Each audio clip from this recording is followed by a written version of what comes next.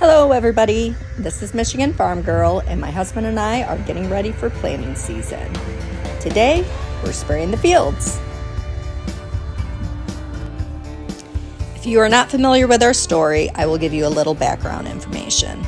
My grandparents have been farming this 80-acre farm since the 70s. My grandpa was forced to stop farming in the early 2000s due to an Alzheimer's diagnosis. He passed away 10 years ago, and soon after the farm became too much for my grandmother and it was time for her to downsize. We purchased the farm from her in order to keep it in the family, but we didn't know how to farm and we didn't have any intentions of starting. But we did change our minds and my husband decided he was going to learn how to farm. This will be our third year farming and it's our first year where we are heavily documenting the experience and sharing it. We only have 2 years of farming under our belt, so we're still quite green, but if you'd like to learn alongside us, I encourage you to subscribe and follow along.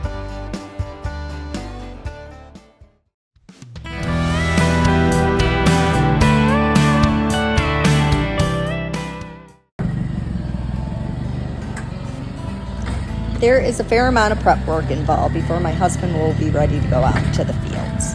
We are always looking for ways to become a little more efficient. Our sprayer is large enough to spray about 24 acres before it needs a refill. So while he's out spraying, we have the garden hose filling one of the totes. Once it's empty, he can refill his sprayer in the matter of minutes. The sprayer has been sitting in the barn all winter. We need to get it out and get it ready to go for tomorrow. It's in a pretty tight spot.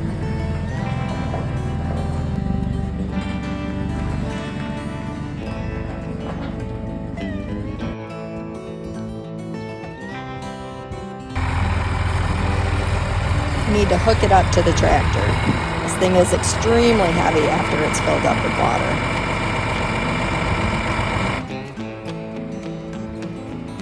Late last fall, we planted a cover crop of oats and radishes. The purpose of a cover crop isn't to harvest the crop. Rather, the crop is left in the ground and it will die and add nourishment back to the soil. Oddly enough, our Michigan winter was so warm, our cover crop survived. Today, we are spraying chemicals to kill the weeds and the growth from the cover crop.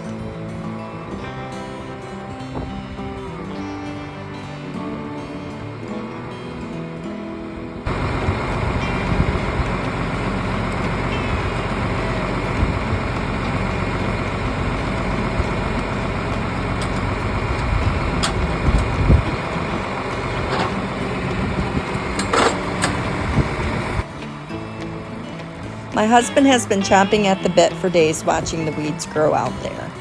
We have had extremely windy weather which has prevented him from doing this sooner. It costs $800 worth of chemicals to kill the cover crop. If there is a lot of wind, you risk wasting chemicals as the application will be inconsistent and spotty.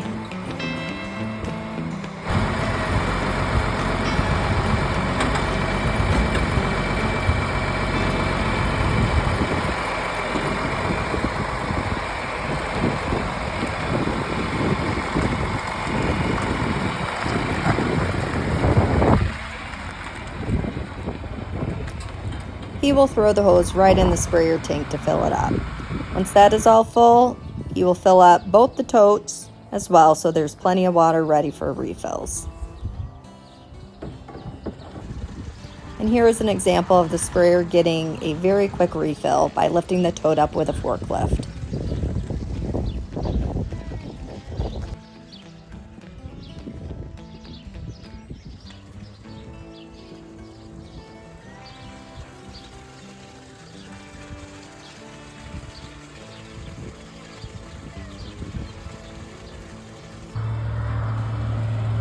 We had a very welcome visitor today.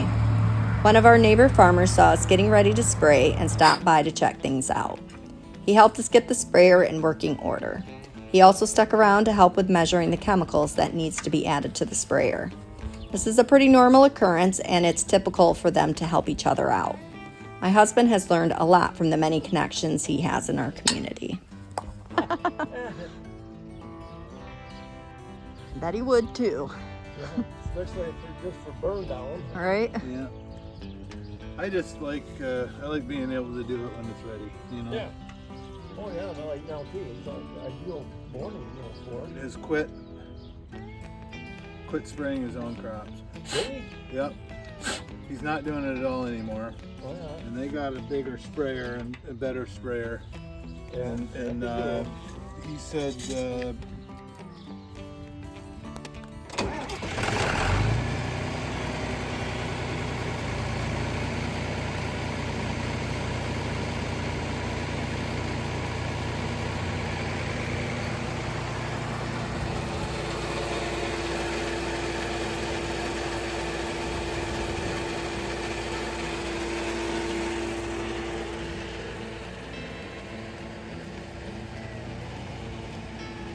They were discussing good deals and also how nice it is to own your own sprayer.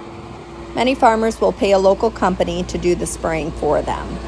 The obvious advantage to that is you don't have to own your own sprayer and you don't have to do the work yourself. The disadvantage is you have to pay a company to do the work for you, and you have very little control over the timing of when your fields get sprayed.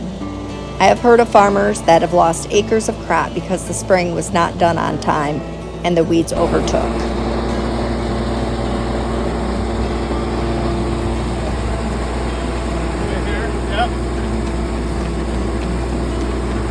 The sprayer has sat all winter long. We have to make sure all the nozzles are working properly.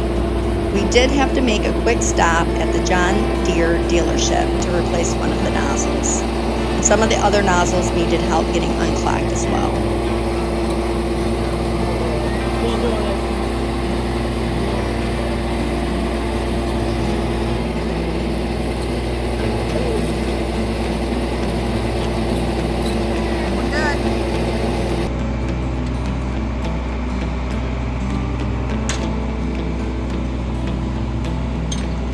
And now it's time to pack it up and move on to the next station. We need to measure and mix up the chemicals.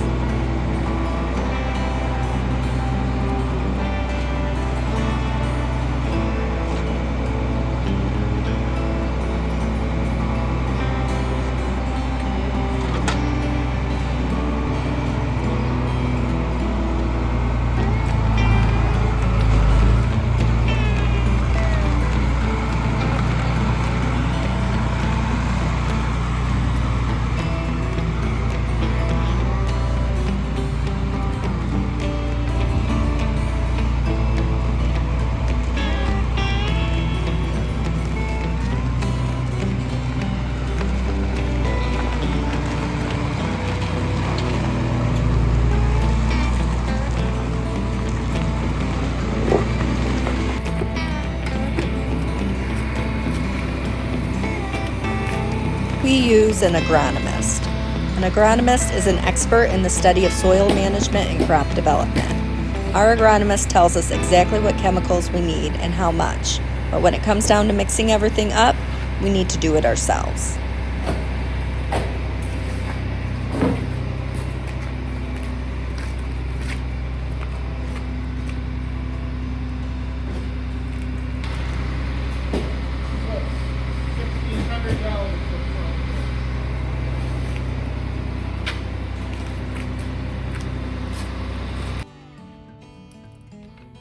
What are you doing there? Greasing the bearings.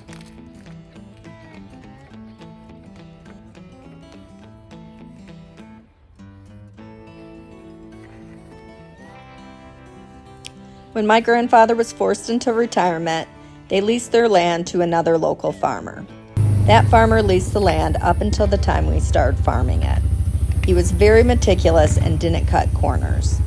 An agronomist would routinely test the soil, and the farmer always took their advice regarding what to add to the soil. He paid the extra dollar in exchange for the best quality soil. We have decided to continue this high level of care of our soil and continue to follow the advice of our 7 agronomist. gallons an acre, 17.7. That's that's about 28 acres is what I can get for about 500 gallons. Yeah. So we need enough for 28 acres. Great. Don't believe, see what happens. So I got my rate. Josh texted me my rate, so I need to write this stuff now.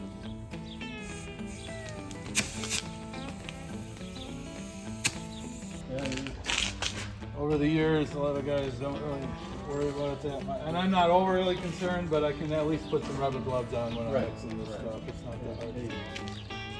You know, like, yeah. Those What are you putting in there right now? water conditioner. 168 ounces for 24 acres. That's what the sprayer is size for, 28 acres. As I mentioned before, our agronomist tells us what type of chemicals we need to spray on the fields, and it's tailored to what type of weeds we have in the field. We purchase what he tells us to, and then he gives us the rate. My husband uses the rate to calculate how much needs to be mixed in. 68. 168.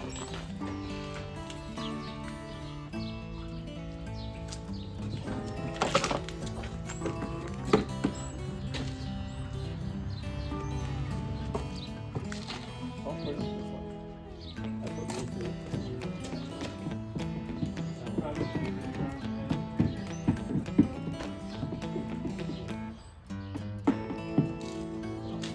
If that agitator is turned on.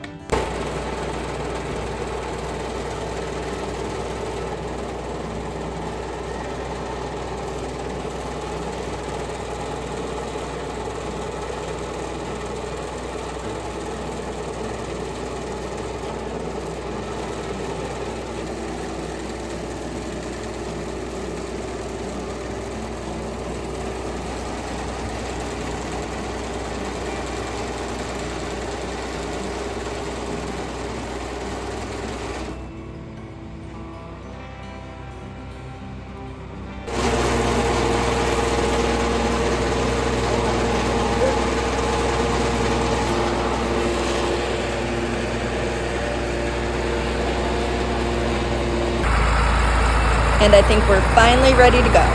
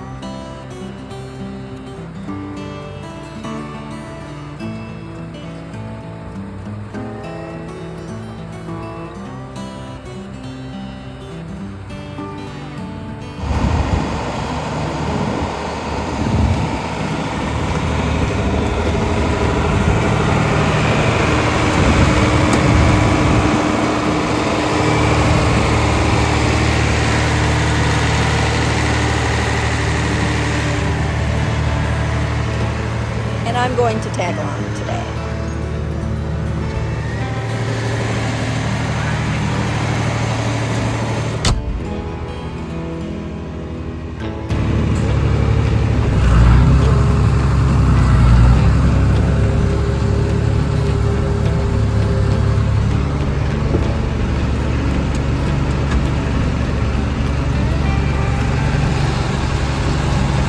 I gotta keep this green dots in the middle.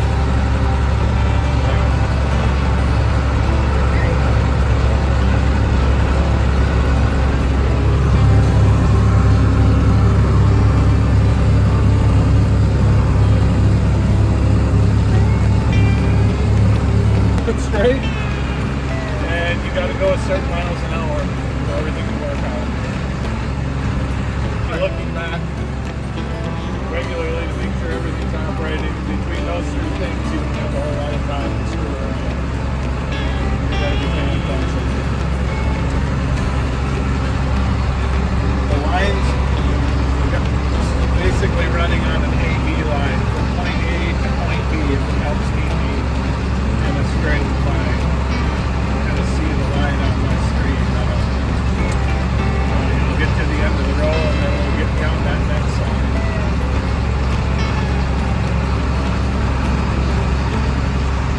Got about a 38-foot sprayer and I'm running on a 37-inch swab. So I've got a little room for error. Maybe 2 feet, foot on both sides. Somewhere in there. It's just an older unit, so it's not as accurate as the newer technology. But I don't want to spend thousands of dollars on it.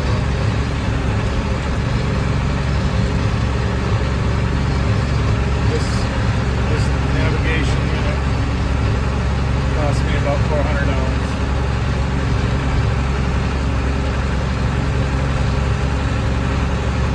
If I wanted a nicer, newer setup, I'd be looking at over $5,000.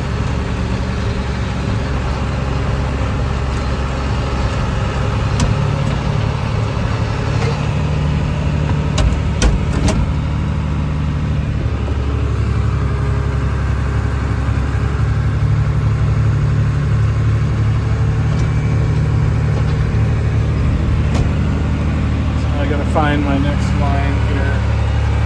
Let's see it.